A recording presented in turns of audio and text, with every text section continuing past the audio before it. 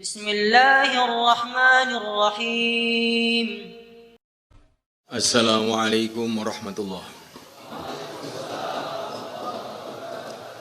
إن الحمد لله نستعينه ونستغفره ونؤمن به ونتوكل عليه ونعوذ به من شرور أنفسنا ومن سيئات أعمالنا.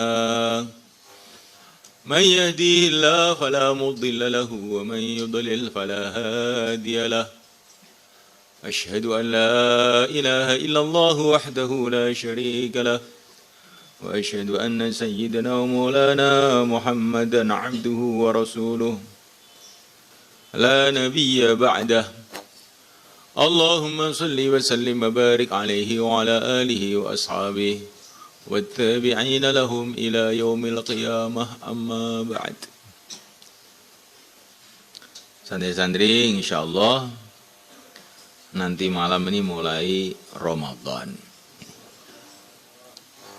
Kemarin sudah diusahakan ru'yah, tapi ru'yah itu tidak bisa melihat bulan, sehingga diputuskan istiqmal menyempurnakan Sya'ban 30. Maka kita sambut bulan yang penuh dengan barokah ini dengan gembira di dalam hati kita. Banyak orang, banyak teman-teman kita, banyak orang-orang tua kita, saudara-saudara kita, sanak famili kita yang tahun lalu masih bersama kita ikut amalan Ramadan, sekarang sudah dipanggil oleh Allah. Dan kita ini pun akan datang satu masa Ramadan seperti ini, kita juga sudah dipanggil oleh Allah. Maka kesempatan Ramadan ini jangan sampai disia-siakan. Ramadan ini adalah bulan yang dikatakan oleh yang mulia Nabi Agung Muhammad sallallahu alaihi wasallam, awwaluhu rahmah wa awsatuhu maghfirah wa akhiruhu 'idqun minan nar. Awalnya adalah rahmat, tengahnya adalah ampunan Allah, akhirnya adalah pembebasan dari neraka. Awal bulan ini rahmat, maknanya bagaimana? Dalam awal bulan ini, setiap saat ini, walaupun bukan bulan Ramadan, ya banyak rahmat Allah. Kalau tidak ada rahmat Allah, kita nggak akan bisa hidup sedetik pun. Tetapi awal Ramadan ini, rahmat Allah lebih besar lagi, bercurah-curah. Dan kata-kata rahmat ini kebanyakan digunakan untuk masalah rahmat agama, nikmat agama. Wa ma arsalnaka illa rahmatan lil alamin. Tidaklah aku utus engkau, hai Muhammad, kecuali rahmat bagi seluruh alam. Apa yang dibawa oleh Nabi itu yang terbesar adalah rahmat agama. Maka dikatakan bahwa awal Ramadan ini curahan rahmat, hujan rahmat. Maknanya awal Ramadan itu penuh dengan barokah-barokah agama yang didatangkan oleh Allah kepada orang-orang yang Allah kehendaki, khususnya yang menjaga amalan-amalan Ramadan. Hajat kita yang sebenarnya siang dan malam adalah rahmat Allah. Orang merasa berhajat uang, orang merasa berhajat ini, berhajat itu. Sebetulnya hajat itu ringkesnya satu saja, rahmat Allah. Kalau rahmat Allah datang, Semua yang kita inginkan datang, semua yang kita khawatirkan hilang. Tapi kalau rahmat Allah tidak datang, walaupun ada uang, walaupun ada jabatan, walaupun ada apa saja, akhirnya hanyalah malapetaka, kesengsaraan, kerugian, kehancuran. Untuk mendapatkan curahan-curahan rahmat Allah yang besar ini, diantaranya dengan menjaga amal awal Ramadan. Pertengahan Ramadan isinya adalah ampunan Allah. Semua orang punya masalah. Semua orang punya masalah. Ada yang punya masalah ekonomi, ada masalah belajarnya nggak jalan-jalan. Ada punya masalah ini, ada masalah keluarga, ada masalah dakwah, ada masalah macam-macam masalah manusia itu. Sumber semua masalah itu adalah dosa-dosa kita. Dan Allah telah menjadikan pertengahan Ramadan untuk pencuci dosa-dosa kita. Maka kita jaga amalan pertengahan Ramadan. Akhir Ramadan adalah yang tertinggi. Aitqun minan nar, pembebasan dari api neraka. Tidak ada perkara yang lebih menakutkan, tidak ada perkara yang lebih bahaya, tidak ada musibah yang lebih besar melebihi bila seseorang itu masuk neraka. Kalau musibah-musibah, penyakit-penyakit, penderitaan-penderitaan di dunia ini dikumpulkan menjadi satu, mulai zaman Nabi Adam sampai kiamat, kemudian dilipat gandakan juta-juta kali, tidak ada apa-apanya dibandingkan malapetaka di neraka.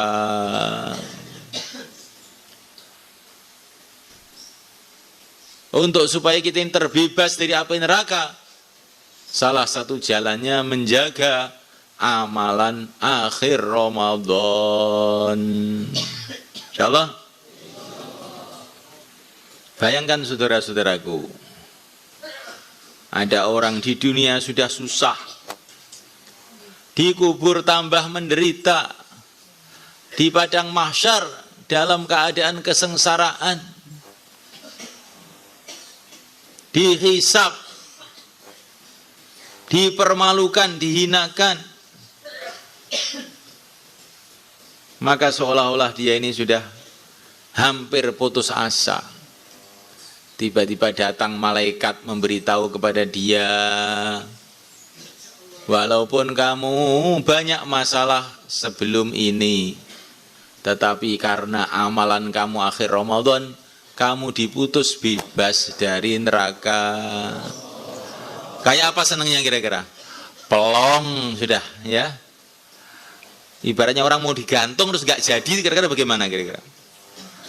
Oh, senangnya itu gak karu-karuan. Orang mau ditabrak bis, dipelindas sepur, tahu tuh gak jadi. Sepurnya tahu-tahu mandek. Senang gak kira-kira? Itu barokahnya menjaga amalan akhir Ramadan. Tetapi akhir Ramadan kamu sudah pulang. Bagaimana kamu akan bisa menjaga amalan? Kamu renungi mulai sekarang. Insyaallah. Sekarang amalan Ramadan itu apa? Yang pertama kali adalah puasa. Semua orang harus tahu syarat rukunnya puasa. Yang membatalkan puasa, sunnah-sunnah puasa. Kamu baca di dalam kitab-kitab yang sudah kamu pelajari. Insyaallah. cepat-cepat berbuka dan mengakhirkan sahur. Itu termasuk sunnahnya puasa. Kenapa? Nah, kenapa? Ini saya sejak dulu itu merenung, berbuka kok disuruh cepat-cepat itu untuk apa itu? Kan kalau akhir kan laparnya tambah panjang, mujahadahnya tambah panjang. Kok malah suruh cepat tuh kenapa? Maka Al-Imam Ahmad Al-Faruqi As-Sirhindi beliau mengatakan, kenapa buka itu disuruh secepat-cepatnya? Karena supaya kita ini cepat ganti acara sesuai dengan waktunya. Di Ramadan itu ada amalan siang, yaitu menahan lapar itu. Kemudian Allahu Akbar maghrib itu ganti amalan malam. Ada amalan-amalan malam. Sholat maghrib, wirid, taraweh, tahajud dan sebagainya. Supaya orang itu menyempurnakan amal siang dan menyempurnakan amal malam, maka buka secepat-cepatnya. Kalau sahur seakhir-akhirnya. Kenapa? Karena sahur itu sudah mulai amalan siang itu, maka diakhirkan. Jangan sahur tengah malam. Itu nanti amalan siang, persiapan amalan siang kamu bikin terlalu jauh sehingga nggak bagus. Walaupun boleh. Dan diantara hikmahnya mencepatkan buka dan mengakhirkan sahur adalah karena waktu buka itu waktu istimewa, di mana doa-doa akan makbul. Baik itu juga waktu sahur. Nah, waktunya itu sendiri memang istimewa. Waktu pas berbuka, waktu pas sahur itu waktu istimewa untuk tawajuh kepada Allah. Maka disitulah kita sahur, disitulah kita buka. Jangan sampai ini dilalaikan. Doa waktu buka, doa waktu sahur.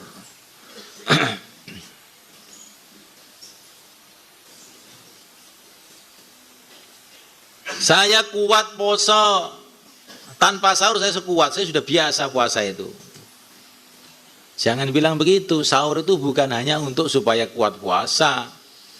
Sahur itu adalah supaya dapat doanya Rasulullah, rahimallahul mutasahhirin. Siapa nanti malam yang berikan tidak-tidak itu? Siapa? Tidak ada belum? Kamu ya? Jadwalnya sudah ditulis semua. Jadwal tulis, ditempelkan depan tiap hari ya. Maghrib, subuh, itu dikasih jadwal semua. Termasuk orang-orang yang dicintai oleh Allah, hamba-hamba pilihan adalah orang yang menjaga waktu. Orang menjaga waktu itu, Masya Allah itu. Itu termasuk orang-orang yang dicintai oleh Allah. Ini waktunya maghrib, ini waktunya subuh. Ini termasuk menjadikan kecintaan Allah kepada kita. Dan juga menjadikan kita ini tidak mubadzir waktu. Wah, ini waktu maghrib, ini sudah waktu isya, ini sudah waktu sahur, ini sudah waktu tarawih, ini sudah waktu tahajud, ini sudah waktu sahur, ini sudah waktu ngaji, sudah waktu. Orang yang menjadwalkan waktu itu akhirnya umurnya yang pendek, amalannya banyak. Kalau orang tidak memikirkan waktu, itu nanti molor, umurnya banyak, amalannya kosong.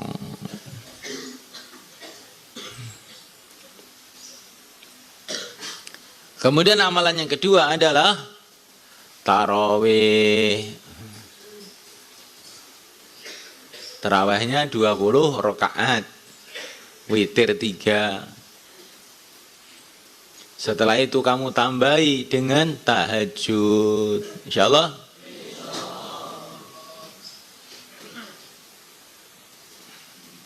Kemudian yang ketiga, i'tikaf.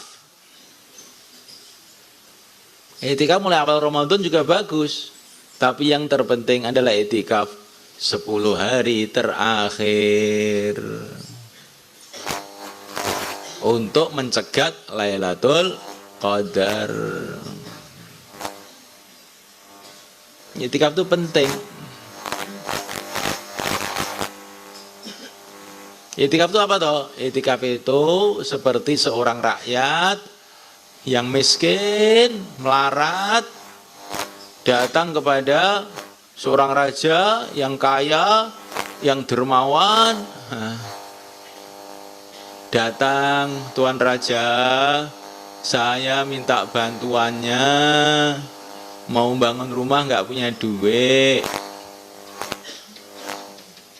Tuan Raja bilang, Kang, ini keperluan kerajaan masih banyak, nggak ada jatah untuk kamu. Wah, ini saya mau bangun ini. Nggak ada jatah untuk kamu. Tapi orang miskin tadi bilang, Tuan Raja, ini penting sekali. Pokoknya kalau nggak dikasih, saya nggak mau pulang, saya di istana saja. Saya mau tidur di sini. Akhirnya Tuan Raja kasihan sama orang. Oh ya udah, rumah kamu aja berapa sih? Ya sudah, hei bendahara kerajaan, bangun rumah untuk dia. Paling 10 miliar cukup. Nah, lah orang i'tikaf itu seperti itu. Datang ke Baitullah, ngerengek-ngerengek pada Allah. Ya Allah, dosa saya banyak, ya Allah. Umpama dijawab oleh para malaikat, dosa-dosa banyak, istighfar nggak sungguh-sungguh, nanti diampuni, balik lagi, kumat lagi. Kamu itu, wow, pontong dasmu. Tetapi orang tadi bilang sama para malaikat, pokoknya kalau nggak diampuni saya mau tidur di Baitullah sini, sebelum diampuni saya nggak mau pulang. Akhirnya malaikat-malaikat pun kasihan, yes, mbak ini kok tenanan tuh bocah iki, yes. Ayo dijalukni sepuro ning pangeran wis. I'tikaf itu seperti itu. Ini bukan masa itu saja, hajat apa saja. Ulama-ulama dulu tuh kalau punya hajat yang gawat-gawat, yang penting-penting, i'tikaf. Itu istilahnya ngerengek habis-habisan kepada Allah. Allah yang Maha Rahman Maha Rahim tidak akan disia-siakan. Insyaallah. Kemudian yang ketiga, membaca Quran. Syahrul Ramadan alladzi unzila fihil Quran. Bulan Ramadan ini adalah bulan diturunkannya Quran, maka sesuai banget kalau untuk ngelalar Quran. Nabi sendiri termasuk amalan Ramadannya menghatamkan Quran bersama malaikat Jibril alaihi salatu wassalam. Dengan turunnya Quran, maka mulailah gerak dakwah yang mulia Nabi Agung Muhammad sallallahu alaihi wasallam. Maknanya perintah dakwah itu diturunkan juga dalam bulan Ramadan. Maka dari itu termasuk amalan Ramadan yang sangat penting adalah dakwah. Maka nanti santri-santri yang punya tugas untuk menghandle sanlat, santri putra, santri putri, perhatikan betul-betul. Setelah tanggal 17 Ramadan masih ada lagi sanlat lebih banyak. Maka santri-santri yang hatinya bergerak untuk dakwah, mujahadah, akhir Ramadan tidak pulang untuk menghandle sanlat itu 6 hari. Alangkah indahnya. Jadi orang itu jangan hanya kebiasaan saja. Kebiasaan saya akhir Ramadan itu di rumah kok Pak Kiai. Iya. Tapi kamu setelah tahu ada sanlat, berapa ribu pelajar itu mau keluar akhir Ramadan itu, kok kamu pulang itu apa kamu nggak ingin pahala atau bagaimana? Nah, insyaallah ya. Dan Ramadan ini adalah bulan muasah, bulan saling bantu-bantu antara umat Islam. Para sahabat dulu waktu bulan Ramadan mereka saling ngundang makan, Setelah selesai makan, mereka bercerita mengenai sejarah Nabi dan sahabat-sahabat yang berjuang sebelum mereka. Itu di rumah-rumah itu ada program seperti itu di kalangan para sahabat. Bagus kalau santri-santri ini juga ada program sama-sama temannya, ngundang satu kamar, belikan kerupuk. Nah, nggak usah makan yang mahal-mahal, sudah makan sudah. Tinggal kerupuk aja, sama kopi kapal api. Atau kopi Radik orang Malaysia ini, jangan bakhil. Nah, supaya tahajud tambah kuat, insya Allah. Sebelum Ramadan siapkan cangkir untuk mengencangkan fikir. Cangkir itu maknanya mengencangkan fikir. Ya, katanya orang Jawa begitu. Jangan nanti tarawih ngantuk, tahajud ngantuk. Nah, itu mesti ada orang yang bakhil tidak mau sedekah kopi, ya begitu tuh jadinya. Sudah dikasih kopi masih ngantuk juga, siram kepalanya dengan kopi. Insya Allah dia tidak akan ngantuk lagi.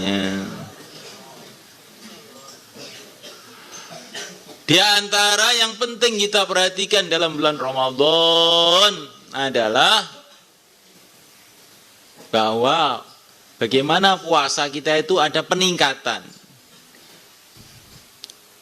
Tingkat pertama kali puasa, tidak makan, tidak minum sebagaimana yang ditulis dalam kitab fikih itu. Tingkatan kedua puasa, tidak makan, tidak minum, tidak maksiat. Tidak menggunjing orang, tidak melihat yang haram. Ya, tidak melihat yang haram. Tidak mendengar yang haram, musik, melihat yang haram.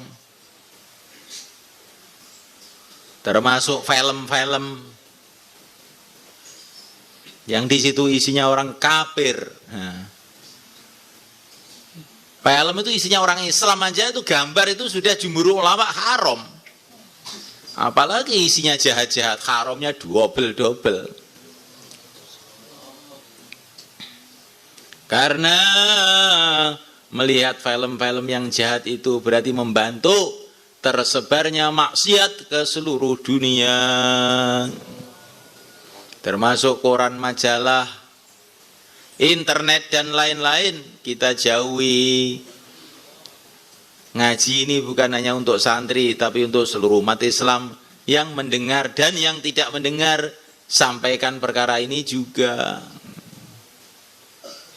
Jadi puasa ninggal makan minum. Dan yang membatalkan puasa menurut fikih, tingkatkan lagi, puasa tidak maksiat. Sebelum Ramadan juga tidak maksiat, tapi waktu Ramadan lebih-lebih lagi, jangan maksiat. Puasa tingkatan ketiga, bukan hanya tidak maksiat, tetapi tidak ingat kecuali Allah. Hatinya Allah siang dan malam, hatinya puasa, nggak ingat apa-apa selain Allah. Ini puasanya para wali ini. Ya.